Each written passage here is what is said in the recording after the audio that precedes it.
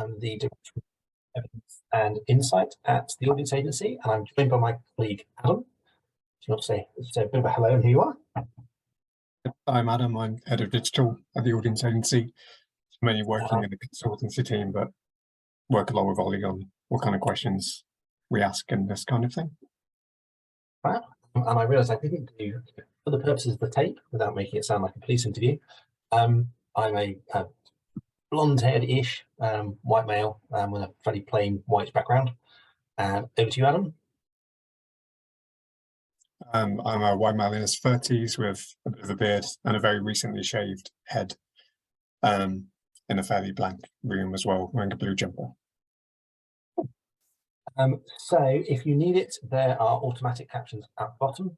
If you've got any questions at any point, please jump in on the chat or indeed, just speak up. And there'll be a chance for a bit of Q&A later on as well. Unlike the usual format to these tea breaks, due to a combination of training and holidays, you get a double bill of me and then Adam, as opposed to sharing with other members of our evidence team. But hopefully that shouldn't be too much of a pain for you. So yes, we won't quite do the same setup as usual, but we will get a bit of response from Adam and then a chance for you to share your thoughts, experiences, reflections, etc. as well.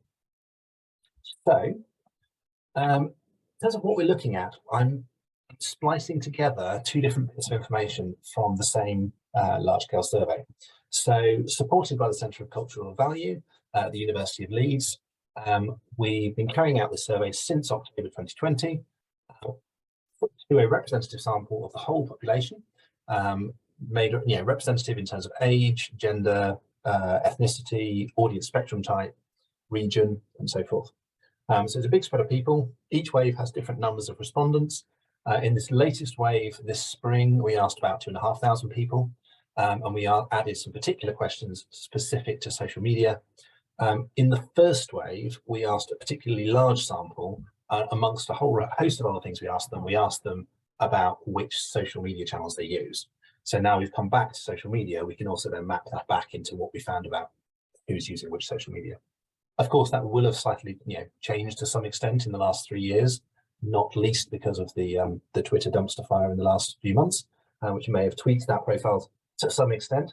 But we'll probably come back and revisit this possibly as soon as the next wave to get a bit of an update on where social media engagement is at. But for now, we'll draw on those original figures. So the questions that we're using are, from the most recent one, we asked people whether or not they followed any arts and cultural organisations on social media. Quite a broad category. They got to define it how they wanted.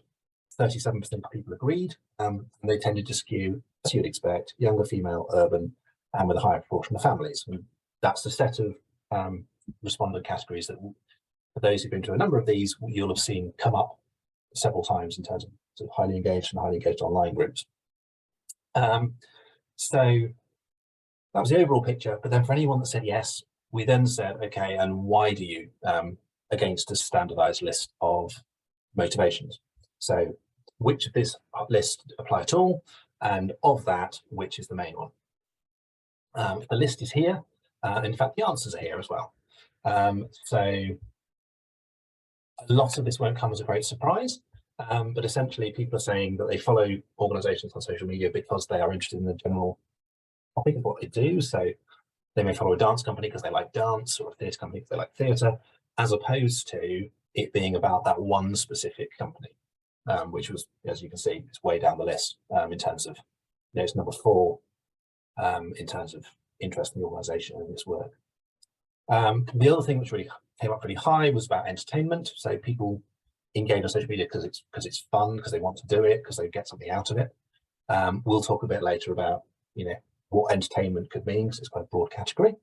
But then finally, less popular as a kind of key reason to pick it, but coming through a bit more strongly as a kind of main reason, was that stuff which is more about direct conversion to in-person attendance. So knowing the practical stuff you need to know in order to go. So those are the 3 main things. And then there's quite a clear step when you get down to some of the others. So as I had flagged when we did the key findings session about the cultural participation monitor, which is available online if you want to watch the whole thing. But I said we'd dive into a bit more detail on some of these things around social media following and try and draw some conclusions and kind of pull some different threads together to kind of understand what's going on in these things. So what we've done on the next page, which will look a little bit confusing at first, probably, at least it did to me the first time I saw one, is something called a trigram, which essentially takes those three categories and takes the results from all three of them and maps them onto a single picture. So if someone, or if a particular category of people, so let's say for the sake of argument, I don't know, people who was age 16 to 19, if they all said that they prioritized entertainment, that was their main motivation, and none of them said anything about the other two, they'd end up right at the top peak of that triangle. If they said it was all about general interest in the art form, they'd end up at the bottom right. If it's all about information converting to attendance, it would be bottom left. If it was two of those things but not the other one, they'd end up on the side between those things. And there's a bit of everything, they'd end up in the middle. Does that make sense as a kind of how people end up positioned in this picture? I'm not seeing anyone nodding so far, which is, oh, I got a thumbs up. We'll take that. Thank you. So that's the idea. So it's only based on these three questions. It's about the ratio of responses for each of these three things. So it doesn't include people's other responses, but it gives us a bit of a flavor about where people are at. Of course, for most groups, it kind of averages out a bit. So they end up somewhere in the middle, but exactly where they are in the middle, which way they skew, is kind of what's interesting. Hopefully. So let's have a look. So this is just looking at age, whether they're a family or not a family. Also, whether they have an under 16 in the household, to be precise. So looking at just the family one to start with. So the pale one is people with under 16s in the household. And as you might expect, because if you've got kids, you have to organise stuff for them to do. So there's a skew towards knowing the practical stuff that allows you to tell them what to do, help you take them to stuff, basically. So there's a bit of a skew that way. The non-family group, as a result, skews a little bit the other way, but it's kind of in that middle cluster where quite a lot of people are. It's that both of them are sort of either side of that central, roughly speaking, where people are. We saw on the previous slide that general interest was the highest, most common response. And as a result, everything is kind of skewed slightly down towards the bottom right-hand corner because that's where most people were. Everyone with me? Then we look at where the odd outliers are. And really, the most striking thing, I think, is that the younger respondents, and the more so the younger they were more likely to rate entertainment as being important. So they're higher up towards the entertainment point, the 16 to 19-year-olds, the 20 to 24-year-olds. So as a motivation for engaging and following on social media, that was more important. Then the 35 to 44-year-old group is most towards information about events. Of course, those are largely the families, which is what's going on there. People have kids in that age range, particularly high concentrations. Whereas kind of more general interest is maybe some of the more kind of, the age range either side of that, essentially. So that's a bit of a pattern that's sitting behind it. So particularly skewed towards entertainment for younger people, a bit of a skew towards information for families.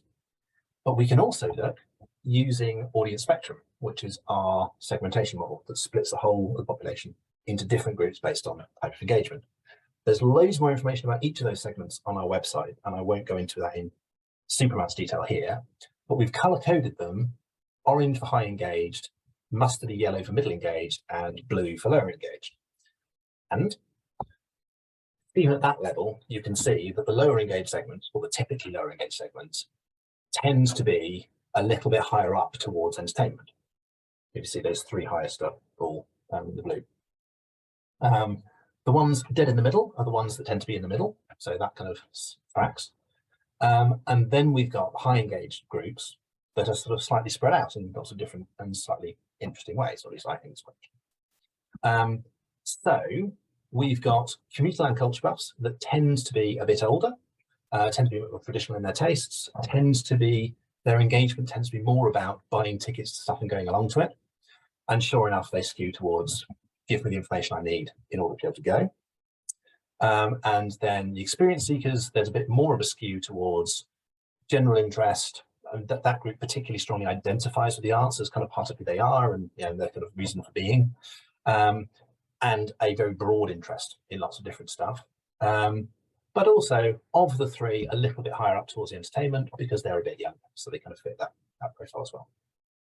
So we've seen there's these different motivations.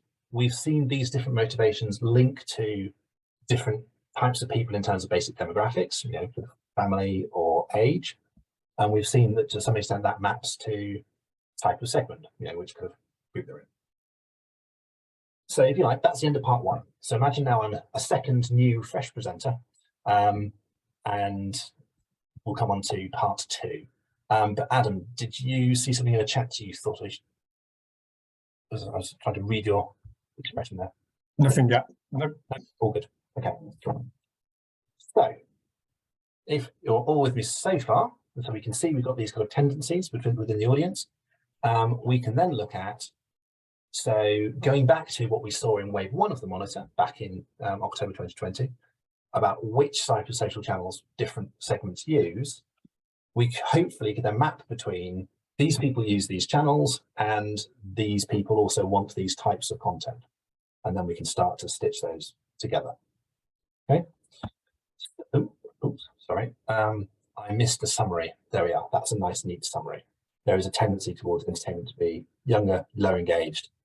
What we call responders, so people who are more likely to say, we'll go to stuff if someone else invites me, whereas the people that do the inviting need to have the information to do that, so they tend towards the information about events stuff.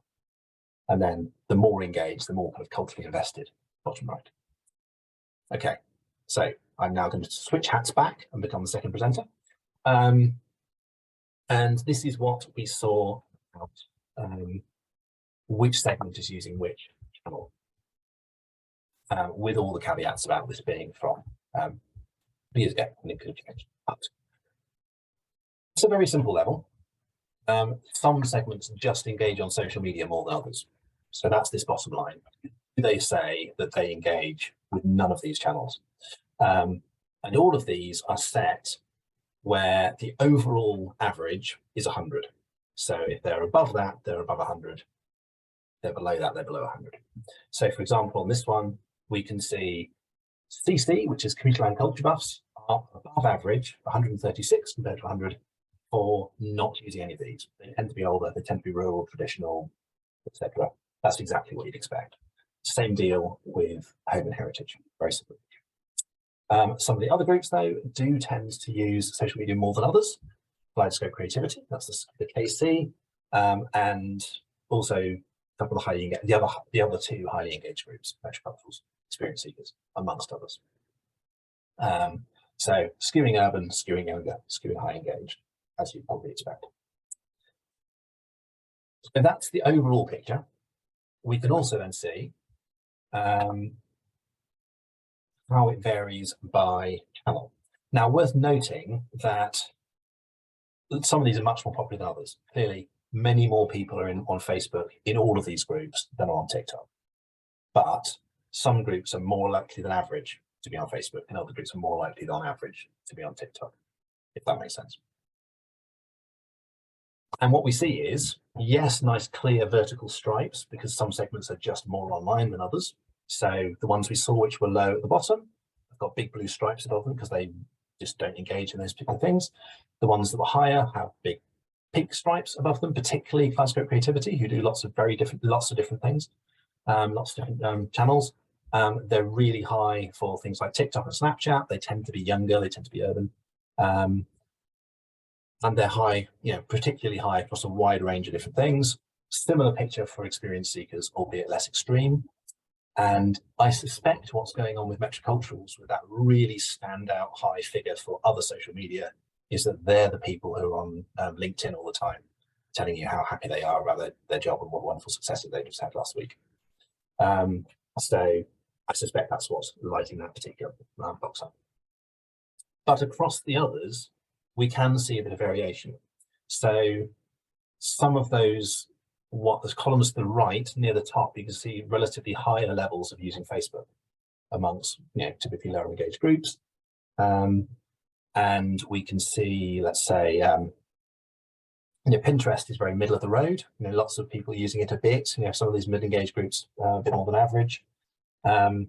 We can see Twitter is particularly concentrated amongst some of these more urban-based groups, metroculturals, experience seekers, creativity. Also lots in London, all three of those, which may not be a coincidence, and so forth. So we start to see a bit of a pattern between which types of people are using which platforms and what kind of things they like, because this is just the initials of those three corners that we looked at. So to pick a simple example, we've got Park Street, the group that was furthest up towards the corner that was about entertainment. So that's the E for entertainment there. And we can see that they're low for most things, but they're relatively high for Facebook. They're relatively high for Pinterest. So that group and their entertainment interest, those kind of start to overlap. Then we can see a different picture for other segments. The commuter land culture buffs, much more about attending stuff and the information to attend events. So that's the IE. The highly engaged groups are kind of spread between a couple of different things, but for both of them, general interest is important. One skewing more towards entertainment, as the experience seekers, one skewing more towards information, which is the metroculturals. Which also fits with them using WhatsApp a lot and exchanging information, looking up stuff on Twitter, etc. Also high for TikTok, that's probably about them being sort of interested in the new current trend. So on. So we can see that for other groups, going further down, but entertainment being important for across the board on these lower engaged groups. So if we take those two bits of information and try and splice them together, we get a picture that looks something like this. Now, I should say that this is based on my interpretation rather than pure maths. So it's they're all a little bit more spaced out, so frankly, we can read them. But it gives a bit of a flavour in terms of which direction these platforms seem to be sitting in terms of people's interest. So the people that say that they're most interested in entertainment are more likely to be using Facebook, for example, and similarly to a lesser extent YouTube. There's a whole batch out to the right-hand side that tends to skew younger. They tend to skew towards a mix of entertainment and general interest in the subject, but particularly as you get towards Instagram, general interest in the subject. I mean, that's why lots of arts organizations end up on doing lots of stuff on Instagram, because it's like, if you're someone who's young and works in the arts, then that's probably going to be your natural headspace. And your really engaged audience will often sit in that kind of space as well. Pinterest is very much middle of the road. As we get towards the information about events and activities, that's where the people who say they don't use any of these things are most likely to reside in terms of their interest, which is slightly problematic. But it's also, stuff like WhatsApp, etc. And Messenger is more that way than Facebook. Does that make sense as an overall mapping in terms of what we're seeing? I'm checking for any nods or non-frowns or anything. Okay. A couple of questions in the chat. One is a comment saying it's interesting to see Facebook higher than TikTok on the entertainment side. I think yes, that was interesting to me as well. And I think it's where you need to read between the lines in this a little bit. And that Instagram, it may be towards that informative side, but it doesn't mean that you can't have entertaining, informative content. But also these people can be interested in entertainment and being informed at the same time, if I'm reading that rightly.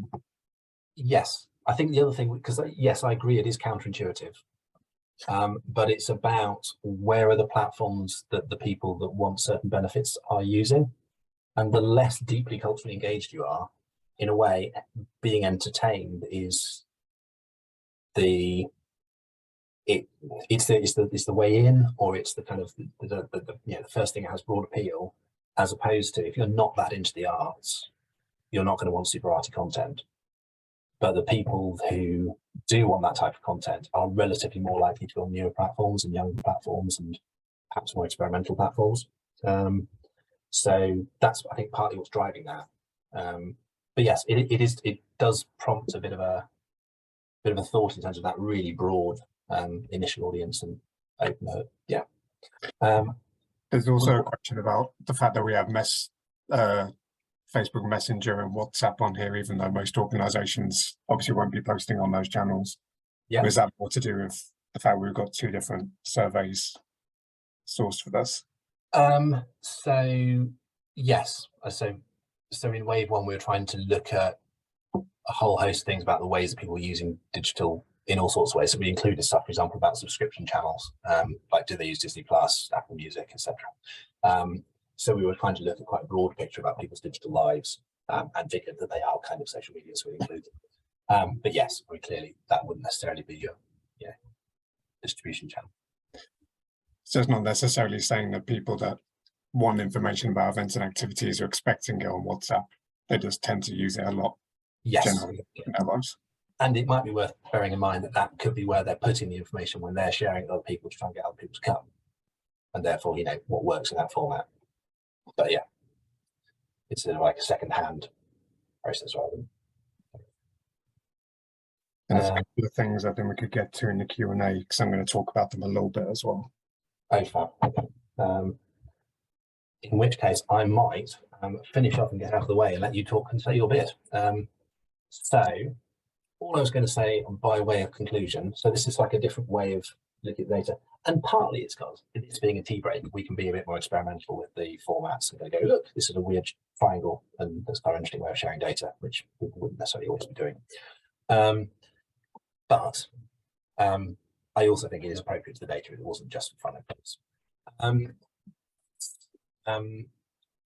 But it flags that for each particular segment, they'll have a host of other, motivations, interests, attributes. There are art forms they like more than others. There's places they're more likely to go, either locally or further afield, or amounts they like to spend, etc. So there's a whole lot of other information about them.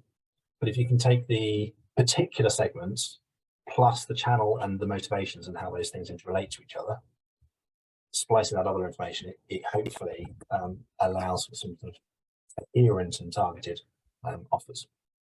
So you can kind of see some things grouped together is my suggestion. So there you go. So that was me, and that's what we had on the social media following questions, which hopefully is of interest. And over to you, Adam. Nice.